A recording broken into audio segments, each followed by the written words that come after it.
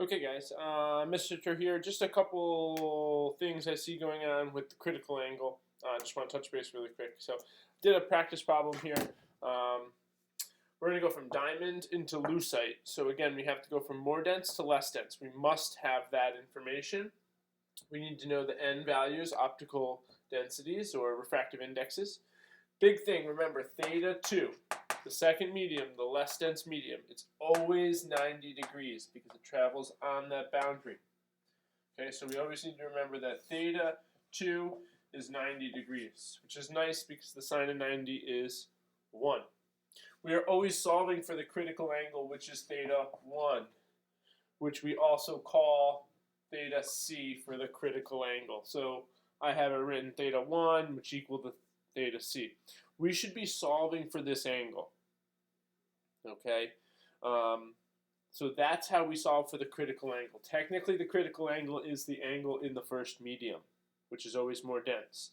So Snell's law, first medium on top. Essentially, we're solving for theta 1 right here. So theta 1. So we move n1 over, take the inverse, and then I substituted this in. And that means that theta c, critical angle here, should be, if you plug it in, it was about 38 degrees, 38.3 degrees. So that would be the critical angle for a ray going from diamond into lucite. That is the critical angle if you were to hold a flashlight and shine it down through a diamond.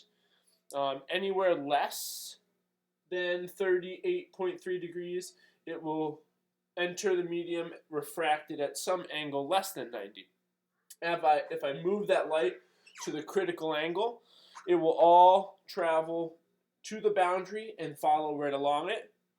And then if I go past the critical angle, say 40 to 50 degrees, even further, all of that, let's use green here.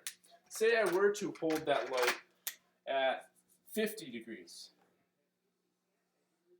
That is past the critical angle, okay, which means now we have reached total internal reflection.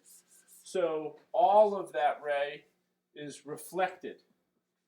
None of it will enter the next medium. Okay, so last thing again, if I were to hold a light less than the critical angle, okay, so this is the critical angle, the black line, less than the critical angle, it will travel into the second medium and bend away from the normal. Okay, so this is less than the critical angle. At the critical angle, it travels to the boundary, follows it down. Past the critical angle, total internal reflection. Nothing enters that second medium. Okay, hopefully that clarifies a few things. Let me know if you have any questions. I'm going to make a short assignment for you guys to try one or two more. All right, ciao for now.